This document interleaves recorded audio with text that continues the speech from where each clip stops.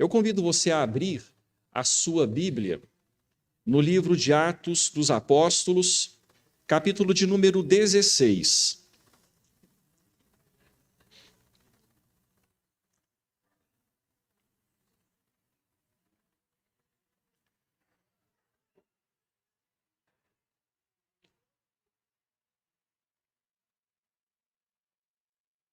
Começaremos a ver hoje, irmãos, um momento bem interessante, com muitas lições.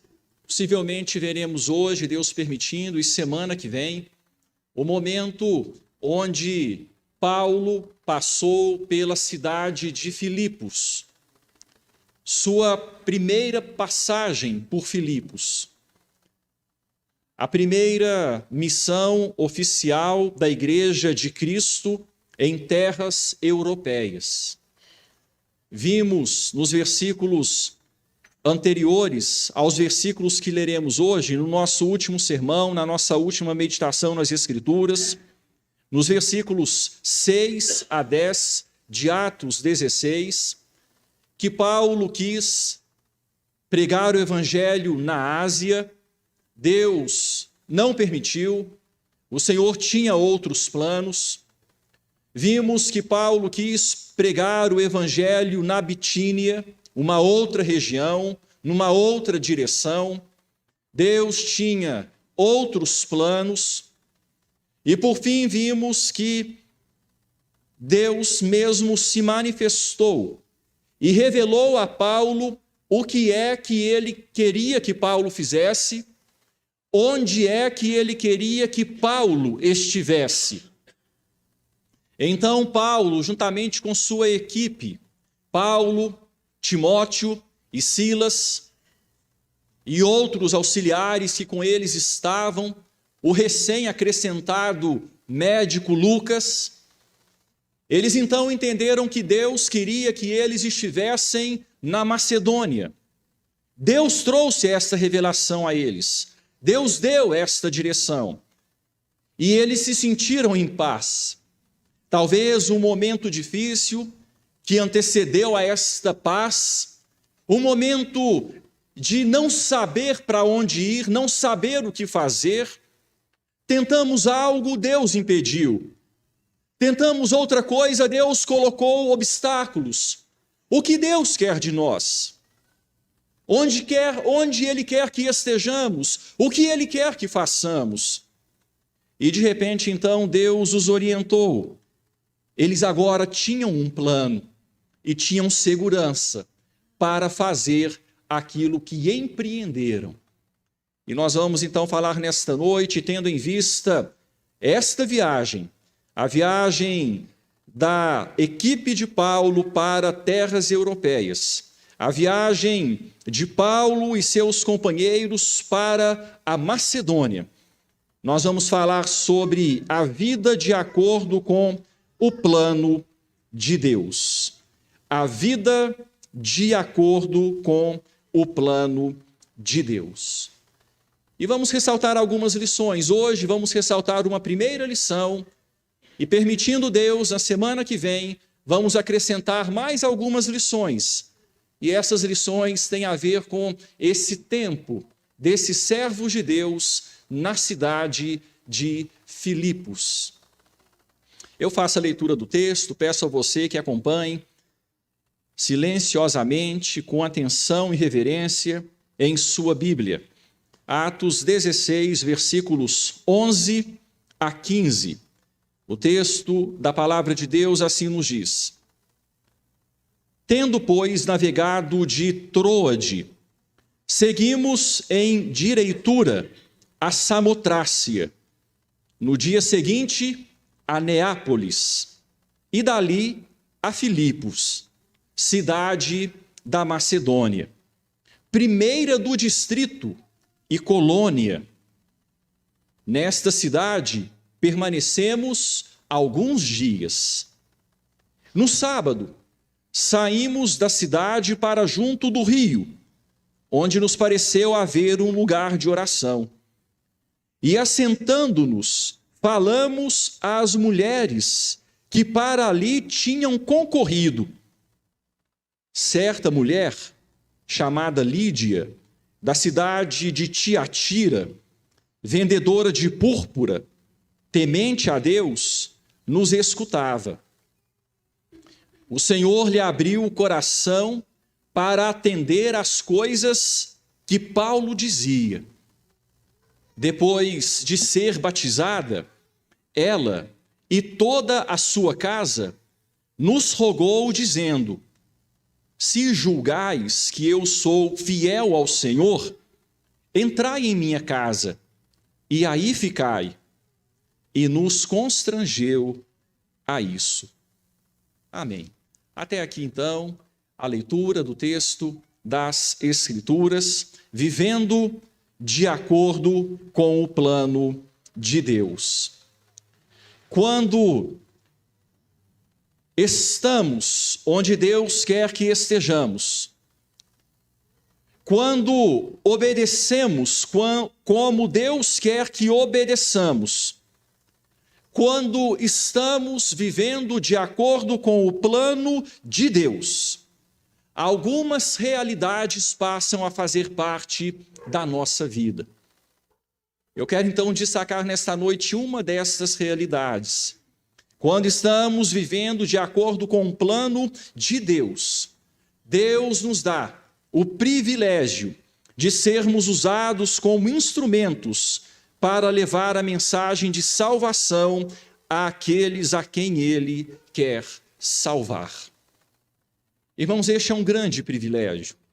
O pastor e pregador Charles Spurgeon, pastor batista, conhecido como o príncipe dos pregadores, ele dizia que aquele que ainda não teve a experiência, um servo de Deus, que ainda não teve a experiência de conduzir outras pessoas a Cristo, ainda não entendeu como é bom e que privilégio é ser um servo de Deus. E quando nós estamos vivendo de acordo com o plano de Deus, Deus nos dá o privilégio de sermos usados para levar a mensagem de salvação àqueles a quem Ele quer salvar. Deus nos inclui dentro do seu plano cósmico, dentro do seu plano eterno, o plano de ajuntar para si uma família que morará com Ele por toda a eternidade nos céus. Vamos ver um pouco então sobre este acontecimento aqui na vida de Paulo e sua equipe na cidade de Filipos. Nos versículos 11 e 12, nós lemos que a viagem que eles fizeram de Troade a Filipos foi uma viagem muito abençoada. A cidade de Samotrácia era uma ilha que estava no meio do caminho, entre Troade e Filipos. E a cidade de Neápolis estava, na cidade de Neápolis estava o porto que servia a Filipos. Então eles viajaram, passaram pela cidade de Samotrácia, ou pela ilha de Samotrácia, no meio do oceano, dali chegaram no litoral, na cidade de Neápolis. Esta viagem marítima demorou 2 dias. Eles tiveram ventos favoráveis e navegaram 240 quilômetros em 2 dias.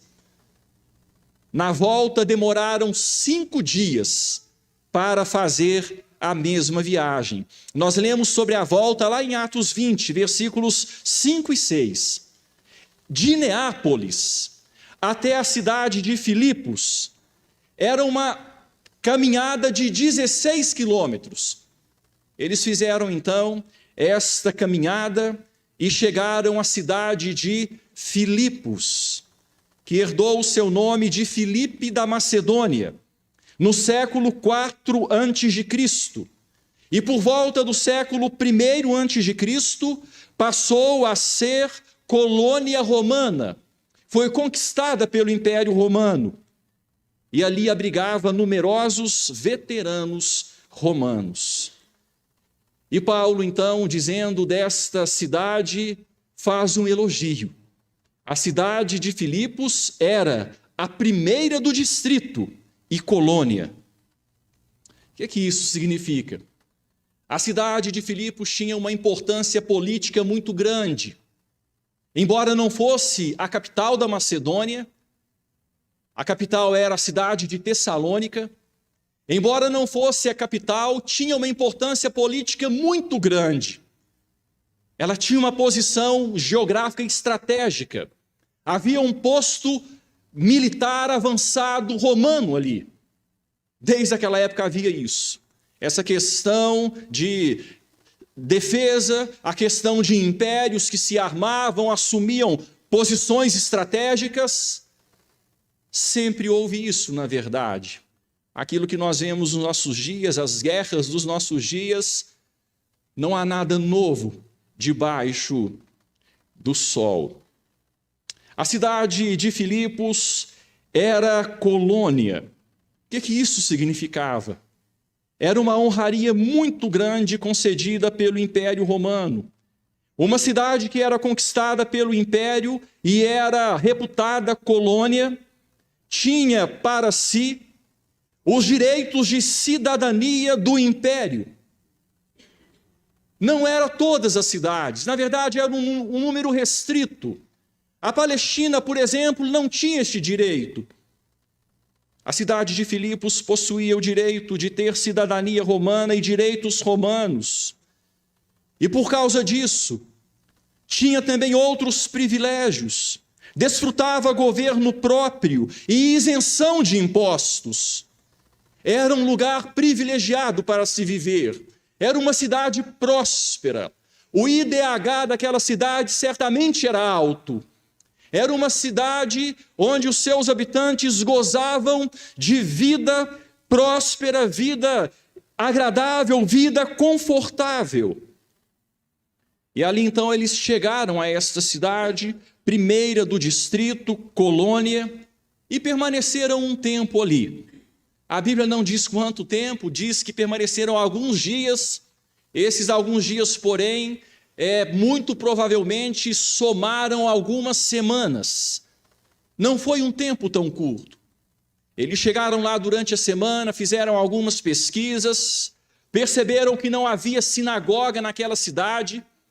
Já vimos que o plano de Paulo, sempre que chegava em alguma cidade, era procurar a sinagoga judaica, e no sábado ele ia até aquela sinagoga usando sua veste rabínica, que chamava a atenção da sinagoga e lhe conferia a palavra. Não havia sinagoga em Filipos. Para que houvesse uma sinagoga em uma região, em uma cidade, era necessário a existência de pelo menos 10 judeus. Então, pelas regras, nós concluímos que não havia lá nem 10 judeus, nem 10 seguidores do judaísmo. Mas havia mulheres tementes a Deus. E é interessante este destaque que a palavra nos mostra, mulheres tementes a Deus. A gente percebe em muitos textos da Bíblia a espiritualidade feminina.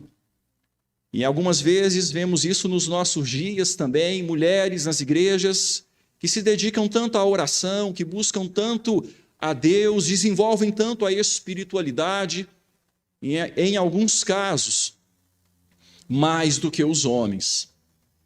Em alguns casos, ou quem sabe numa grande parte dos casos, assumem responsabilidades espirituais mais do que os homens o fazem. Bom, eles chegaram lá então, fizeram esta pesquisa, perceberam que não havia sinagoga. Eles foram no sábado, então, dia de reunião dos judeus, para o rio. A história nos mostra, os estudiosos da geografia nos mostram que possivelmente era um rio chamado Gangites, que distava a cerca de 1,5 km da cidade. Estava mais numa área menos povoada. E eles foram para este rio, porque lá havia um lugar de oração. Irmãos, é interessante, nós percebemos que na história judaica, eles sempre procuravam os momentos de oração às margens de rios. Quando lemos o Salmo 137, por exemplo, que fala do povo no exílio, o texto diz assim: às margens dos rios da Babilônia, nos assentávamos e chorávamos, lembrando-nos de Sião. Nos salgueiros que lá havia, pendurávamos nossas harpas, porque o povo de lá nos pedia que entoássemos alguns dos cânticos de Sião. Mas como, pois, entoaríamos o cântico do Senhor em terra estranha? Eles se reuniam, geralmente às margens de rios, e quando construíam sinagogas, geralmente procuravam fazer também próximas a rios. Segundo o pastor John MacArthur, isso tinha a ver com os rituais de purificação, água corrente, para que eles pudessem efetuar os seus rituais de purificação. Bom, eles então foram até aquele lugar no sábado, no dia de culto dos judeus, um lugar de oração. E ali eles se assentaram e eles esperavam, ou esperaram, a oportunidade de falar. Havia mulheres. O texto não diz que havia homens ali. Havia mulheres, só mulheres. Um lugar de oração onde mulheres estavam reunidas para orar, para falar com Deus. Irmãos, o cristianismo está longe de ser machista. O judaísmo tinha alguns costumes, e dentro dos costumes dos judeus, havia algumas regras que nos soam bastante estranhas. Eu queria que você, mantendo o texto aberto em Atos, fosse, por favor, para João capítulo 4.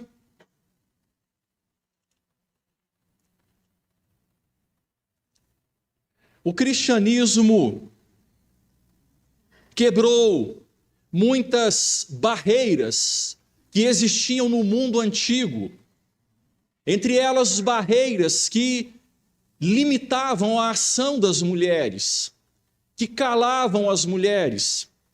Em João capítulo 4, no versículo de número 9, nós lemos acerca do encontro do Senhor Jesus com a mulher samaritana, e aqui nós vemos o estranhamento dela diante da forma como o Senhor Jesus Cristo agiu ali naquele encontro. Veja o versículo 9 de João 4. Então lhe disse a mulher samaritana: como, sendo tu judeu, pedes de beber a mim, que sou mulher samaritana? Porque os judeus não se dão com os samaritanos. Mas o estranhamento dela não era de o Senhor Jesus pedir a ela de beber, era de ele se dirigir a ela. Como é que você, sendo judeu, se dirige a mim, que sou mulher? E além de tudo, samaritana. Veja o versículo 27, do mesmo capítulo 4 de João. O texto diz: nesse ponto, chegaram os seus discípulos.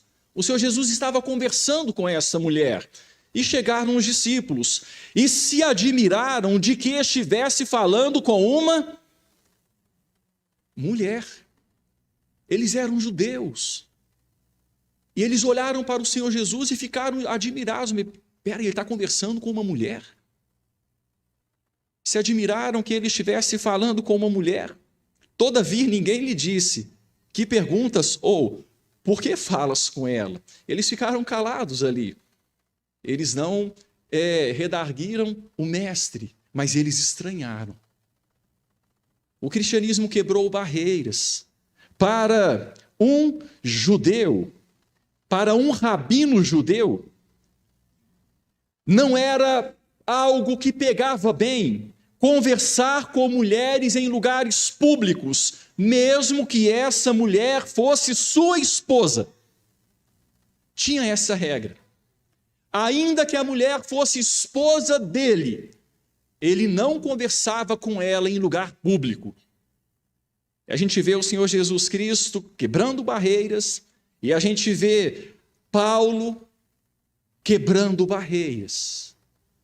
Eles estavam ali então, Paulo e sua equipe, nas margens daquele rio, as mulheres se reuniram ali, eles se assentaram, esperaram a oportunidade, e quando a oportunidade foi dada, isso está no versículo 13, eles falaram às mulheres que para ali tinham concorrido. E percebam que está no plural, falaram, eles conversaram. Falamos, aqui Lucas se inclui também. Lucas estava no meio. Aqui a ideia de uma conversa informal, onde Paulo, Timóteo, Silas, Lucas conversaram com aquelas mulheres, compartilharam com elas o evangelho, pregaram a palavra de Deus a elas. E a gente percebe que os primeiros frutos europeus para Cristo estavam sendo nutridos.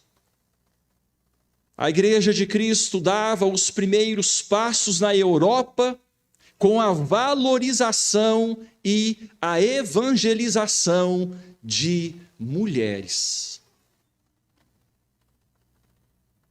Quando nós chegamos no versículo 14, o texto se torna específico. O texto deixa de falar de mulheres no plural e passa a falar de uma mulher. O texto cita uma pessoa, certa mulher, chamada Lídia. E aqui o texto então dá algumas características dessa mulher, descreve em algumas palavras esta mulher.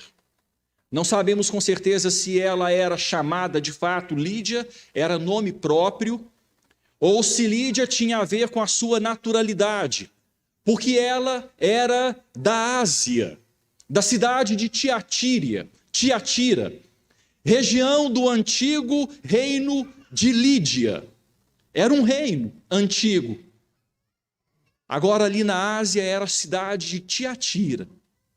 Então alguns perguntam, será que era nome próprio? Ou ela era conhecida como Lídia, pelo fato de ser de Lídia? Não sabemos, não é o mais importante. Vamos chamá-la de Lídia como nome próprio. Era uma mulher bem-sucedida, possivelmente viúva, porque o texto nos leva a entender que ela era chefe da sua família, possivelmente viúva, vendedora de púrpura, uma tintura cara para roupa, era extraída de moluscos ou crustáceos, e pode ser que Lídia vendia o corante ou o tecido tingido, ou ambos os produtos, o corante e o tecido. Ela estava vivendo na próspera cidade de Filipos. Possivelmente Lídia fosse representante na Macedônia de um fabricante de Tiatira, na Ásia. O texto nos mostra que esta mulher, Lídia, além de ser de Tiatira, vendedora de púrpura, era temente a Deus. Esse termo temente a Deus é mais do que alguém que respeitava a Deus, é um termo técnico, usado em Atos. Nós já vimos que Cornélio era temente a Deus. E os tementes a Deus, para o judeu, era alguém que respeitava a religião judaica, embora não fosse um prosélito. Um prosélito era um seguidor que havia passado pelos rituais judaicos e fazia parte da religião judaica, do judaísmo. O temente a Deus respeitava, mas não havia se feito judeu por ter se tornado um seguidor do judaísmo. Ela era temente a Deus. Possivelmente Lídia havia conhecido o Deus de Israel na colônia judaica de Tiatira, onde havia um movimento mais forte de judeus, diferentemente de Filipos. E como ela era de Tiatira, possivelmente lá, tendo acesso e tendo convivência com a colônia judaica em Tiatira, ela tenha tido o seu entendimento despertado para conhecer o Deus de Abraão, o Deus de Isaque, o Deus de Jacó, o Deus que se revelou a Israel. E esta mulher, temente a Deus, escutava o que Paulo falava. Possivelmente, no meio daquela conversa informal, Paulo, como alguém que tinha o dom da palavra, como alguém que havia recebido por revelação o evangelho do Senhor, Paulo pode ter tomado a palavra e ter feito uma exposição mais sistematizada ali. E Paulo falando do evangelho de Cristo, falando do Salvador que o havia alcançado. E nós vemos algo tremendo no versículo 14. Enquanto Lídia escutava, o Senhor lhe abriu o coração para atender às coisas que Paulo dizia. O Senhor lhe abriu o coração. Ela escutava. Isso foi ação dela. Isso foi iniciativa dela. Isso foi algo que ela fez. Ela escutava, mas houve algo que Deus fez. Foi Deus que lhe abriu o coração para atender às coisas que Paulo dizia. O pregador era Paulo, mas a obra salvadora era de Deus. Irmãos, quando alguém busca a Deus de verdade, no tempo certo, Deus envia esclarecimento a essa pessoa, de modo a revelar-se a ela. Ela era temente a Deus. Ela já havia sido despertada para o Deus de Israel, mas ela ainda não era salva. Ela ainda não conhecia o Salvador. Ela ainda não tinha experimentado o encontro pessoal com o Deus encarnado. Mas ela estava buscando, ela temia a Deus, e Deus levou até ela alguém para falar com ela, para evangelizá-la, para levar-lhe a salvação. E interessante como Deus cerceou Paulo de ir para a Ásia, como Deus cerceou Paulo de ir para a Bitínia, e como Deus enviou Paulo a Filipos. Deus tem planos pessoais, particulares. Deus não trabalha com multidões, Ele trabalha com pessoas. Ele conhecia Lídia, conhecia a história dela. Deus queria salvar Lídia, salvaria muitas e muitas outras pessoas em Filipos. Mas o texto diz um nome de alguém para mostrar que a obra de Deus é pessoal. Deus trata com você, meu irmão, e com você, minha irmã, pelo seu nome, tendo em vista a sua história.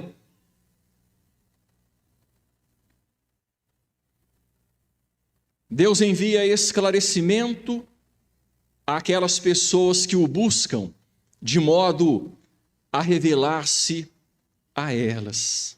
Mas sabe de uma coisa? No final das contas, até mesmo o buscar a Deus é obra dele. Deus já estava buscando Lídia há mais tempo. E agora Deus a busca definitivamente. O despertamento para a busca de Deus já é uma busca de Deus.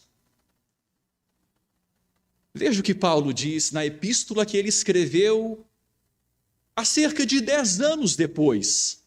A igreja que já estava florescente, produzindo muitos frutos na cidade de Filipos. Ele escreveu sua carta aos Filipenses. Eu peço a você que, mantendo Atos 16 marcado, vá comigo para Filipenses, capítulo de número 2.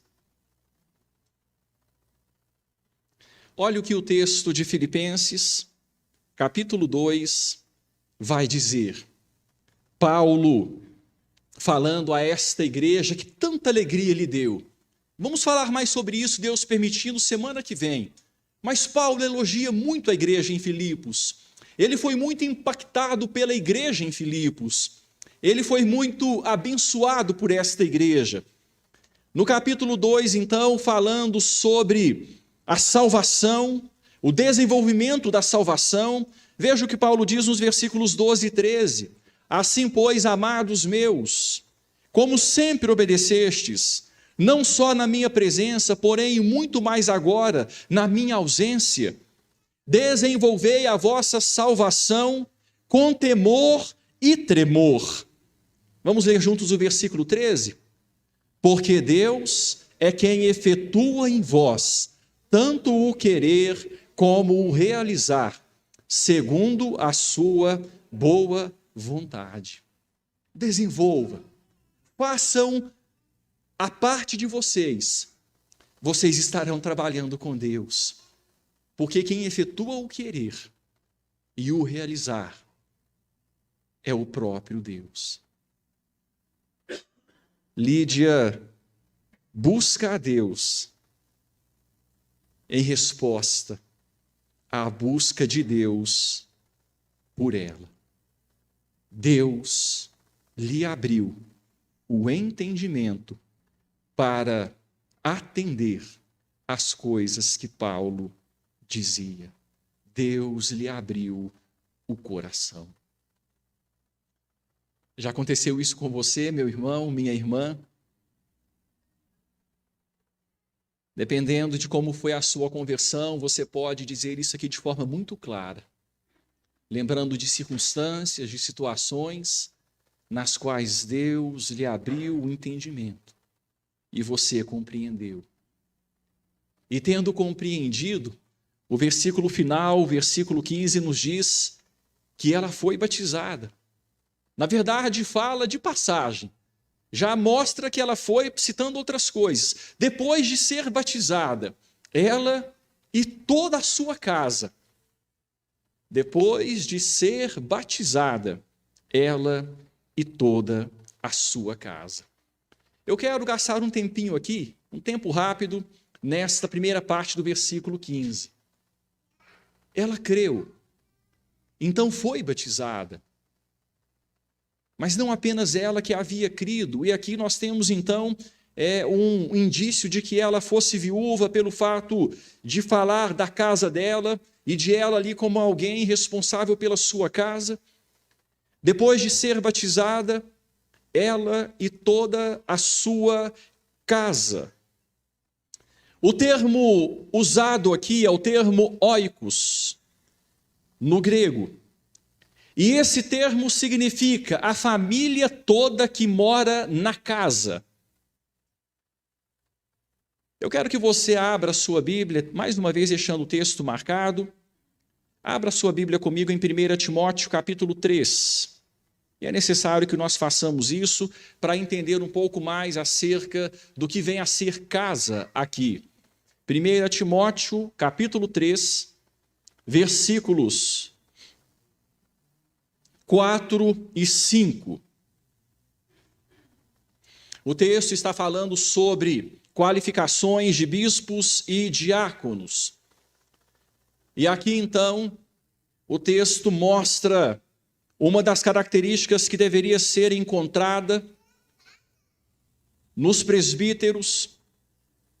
No versículo de número 4 de 1 Timóteo 3, nós lemos: e que governe bem a própria casa, oikos, e que governe bem a própria casa, criando o quê? Os filhos sob disciplina, com todo respeito. Pois se alguém não sabe governar o quê?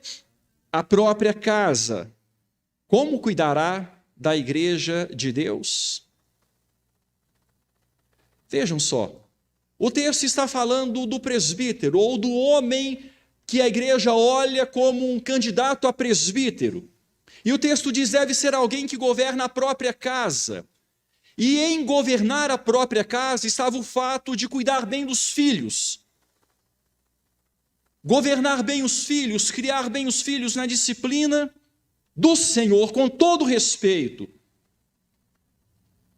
Quando então nós voltamos para Atos, capítulo 16, o texto diz que ela foi batizada, ela e toda a sua casa. Casa significando a família toda que mora lá. E quando nós vemos em 1 Timóteo 3, 4, 5, nós percebemos que isso inclui os filhos. Porque o presbítero deveria governar bem a sua oikos, a sua casa, criando os filhos na disciplina, com respeito. Aqui Lídia foi batizada, ela e toda a sua casa, e isso certamente incluiria servos e crianças. Sobre esse tema, o doutor Sinclair Ferguson, teólogo, muito respeitado, citado pelo pastor Emílio Garófalo, diz o seguinte: essa palavra significa a família inteira, mesmo a família estendida, e automaticamente inclui os membros do pacto, seja qual for a idade. Aqui fim da citação. Nós vamos chegando, irmãos, à conclusão que o Novo Testamento nos dá indícios, nos mostra que quando um adulto vai a Cristo, o símbolo do pacto não é dado somente a ele, mas também à sua casa. A criança, então, é tratada como parte do pacto, até que cresça e responda por si mesma. Ela foi batizada, ela e toda a sua casa. E o texto prossegue dizendo que ela rogou a Paulo: se julgais que eu sou fiel ao Senhor, se julgais, se vocês julgam que a minha conversão é verdadeira, que eu de fato me tornei seguidora de Cristo, eu quero que vocês fiquem na minha casa, eu quero hospedar vocês. E ela faz esse pedido, um pedido difícil de ser negado, porque Lucas, parte da equipe, diz assim, e nos constrangeu a isso. O convite foi tão persuasivo e foi tão incisivo que não tinha como negar. Como eu disse, ela era uma mulher bem-sucedida, era uma mulher que possivelmente tivesse uma casa grande o suficiente para abrigar toda a equipe. E sabe o que é que se tornou a casa de Lídia? A primeira igreja cristã na Europa. No versículo de número 40, o texto diz, de Atos 16, nós vamos ver a história na semana que vem, Deus permitindo, mas só citando aqui o versículo 40. Tendo-se retirado do cárcere, dirigiram-se para a casa de quem? De Lídia. E vendo os irmãos, aqui já fala em termos de igreja, os irmãos estavam lá, os convertidos estavam lá, os demais membros da equipe, mas os convertidos ali em Filipos. E vendo os irmãos, os confortaram. Então partiram. O momento em Filipos estava chegando ao fim. Bom, mas aqui então, o texto nos mostra que aquela mulher, ela era uma grande hospedeira, ela era hospitaleira, ela tinha esse dom da hospitalidade. Ela recebia pessoas em sua casa com alegria. Irmãos, algo muito bom para ser vivenciado entre nós, termos comunhão com os irmãos, abrindo nossa casa, recebendo irmãos, para conhecermos melhor os irmãos, para orar junto com os irmãos, receber irmãos em nossa casa, irmos à casa de irmãos, é algo importante. E quando nós falamos a respeito dos meses de maio e junho, nós procurarmos exercitar isso, convidar irmãos para estar conosco na nossa casa, para um momento de conversa, para uma refeição, para um momento de oração, de troca de experiências, conhecer as histórias dos irmãos, que não dá para conhecermos aqui no final do culto, quando nós nos despedimos e dizemos, olha, Deus te abençoe e vai em paz. Mas quando nós temos tempo em comunhão, para conversar mais, para conhecer melhor, nós entramos na vida dos irmãos, eles entram na nossa vida no sentido positivo, de nos comprometermos a orar uns pelos outros, conhecendo as lutas, as alegrias, os dilemas. Lídia nos mostra ser uma serva hospitaleira, com o dom da hospitalidade. Abriu o seu lar, a ponto de fazer o seu lar uma igreja. Irmãos, e finalizando aqui, Paulo estava vivendo de acordo com o plano de Deus. Deus lhe deu o privilégio de ser instrumento para levar a mensagem de salvação a pessoas que ele queria salvar. Entre elas, a uma mulher que tinha uma história, que tinha características, que tinha uma família. A uma mulher chamada Lídia.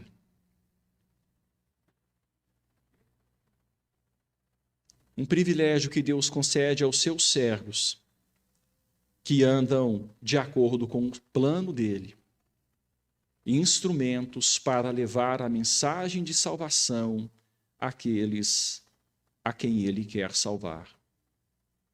Filipos era colônia romana, primeira do distrito. Os habitantes de Filipos possuíam cidadania romana. Aqueles que não eram naturais de cidades colônia tinham que comprar com muito custo a cidadania romana, era caro, era bem caro. E quem fosse parte do império e não fosse filho de romano, tinha que comprar a cidadania, e era bem caro. A cidade era próspera. Irmãos, quando a vida é próspera, às vezes corre-se o risco de se apegar muito à vida. Quando se tem prazeres, quando se tem conforto, quando se tem mordomia, nada disso é errado. Deus dá alegria, Deus dá regozijo, Deus dá prazer. Deus faz isso. A alguns ele dá mais conforto, a outros dá menos. Mas o fato é que tudo vem das mãos de Deus e tudo medido por Ele. Mas a gente precisa ter o cuidado de não permitir que o conforto, os privilégios, nos façam deixar de olhar para as coisas do alto e buscar as coisas do alto. Quando Paulo escreveu aos Filipenses, como eu disse, há cerca de 10 anos depois da sua passagem por lá, ele escreveu algo interessante e que nos dá a impressão de que na igreja em Filipos havia um grupo que estava liderado, é claro, por pessoas ali que estavam muito apegadas às coisas da terra, talvez por causa da prosperidade, estavam vendo o evangelho como algo só na horizontal, algo só para este mundo.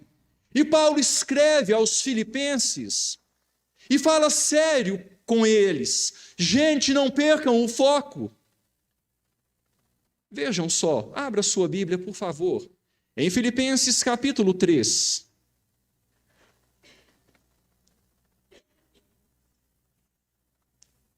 Vamos ler o que Paulo fala para esta igreja que nasceu ali com Lídia e sua casa, que nasceu com a libertação da jovem adivinhadora, que nasceu com a conversão do carcereiro.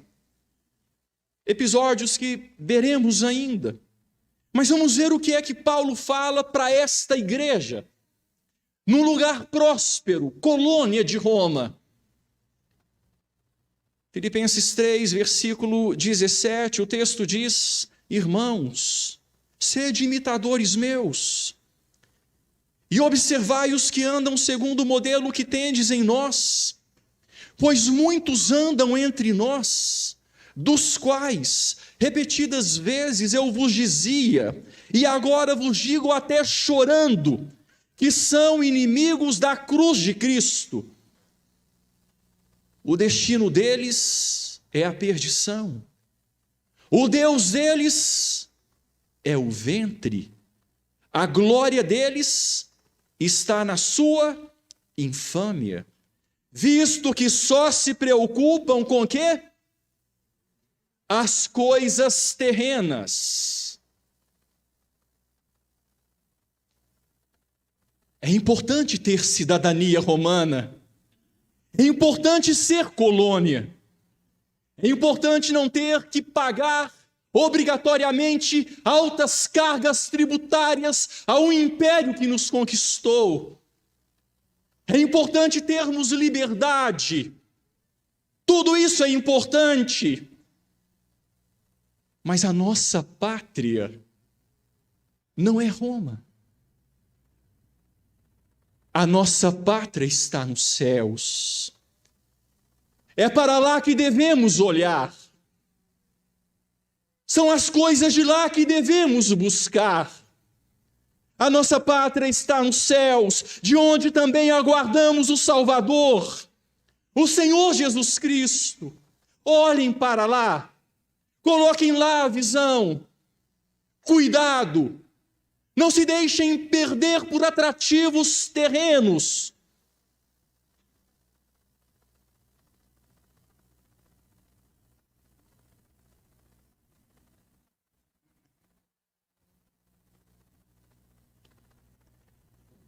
Irmãos, precisamos ter cuidado. É bom trabalhar, é bom construir, é bom crescer, é bom formar, é bom ter títulos, é bom ter conforto, mas precisamos ter cuidado. Precisamos ter cuidado. Aqui não é nossa pátria. Quando vivemos de acordo com o plano de Deus, Ele nos usa para levar a mensagem de salvação àqueles a quem Ele quer salvar. E isso é tão importante pelo fato de essa salvação ser eterna. Existe uma poesia simples, talvez, muito possivelmente, você tenha estudado na escola. Vou-me embora para Passárgada, Manuel Bandeira. Talvez você se lembre dessa poesia. Vou-me embora para Passárgada. Lá sou amigo do rei. Lá tenho a mulher que eu quero, na cama que escolherei. Vou-me embora para Passárgada. Aqui eu não sou feliz. Lá a existência é uma aventura de tal modo inconsequente que Joana, a louca de Espanha, rainha e falsa demente, vem a ser contraparente da nora que nunca tive. E como farei ginástica? Andarei de bicicleta, montarei em burro brabo, subirei no pau de sebo, tomarei banhos de mar, e quando estiver cansado, deito na beira do rio, mando chamar a mãe d'água para me contar as histórias que no tempo de eu menino Rosa vinha me contar, vou-me embora para Passárgada. Em Passárgada tem tudo, é outra civilização, tem um processo seguro de impedir a concepção, tem telefone automático, tem acalóide à vontade, tem prostitutas bonitas para a gente namorar. E quando eu estiver mais triste de não ter jeito, quando de noite me der vontade de me matar, lá sou amigo do rei, terei a mulher que eu quero, na cama que escolherei, vou-me embora para Passárgada. A gente vê, irmãos, nesta poesia, a gente vê em muitas manifestações humanas o eu coletivo do homem que tem no seu coração a eternidade. Os irmãos que estão fazendo o Discipulado 2 estão estudando sobre isso. Nós vemos o homem que tem a eternidade no coração, mas ainda não encontrou o Evangelho. Ele tenta encontrar na terra uma satisfação plena, só que debaixo do sol tudo é vaidade. Nós não seremos felizes em Passárgada, nós não seremos felizes em Filipos, não seremos felizes em Ouro Branco, se o nosso coração estiver nesses lugares.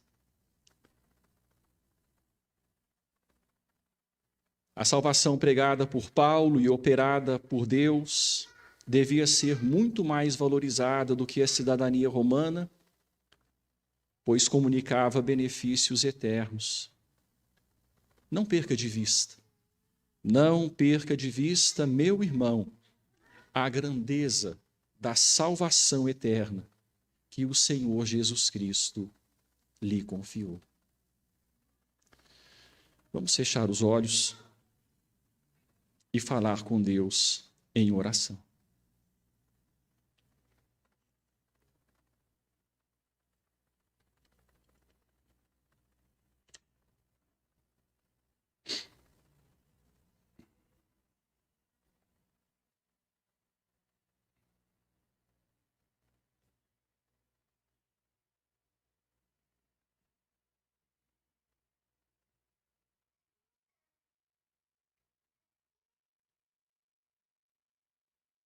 Senhor, obrigado por se revelar a nós e nos confiar uma salvação eterna.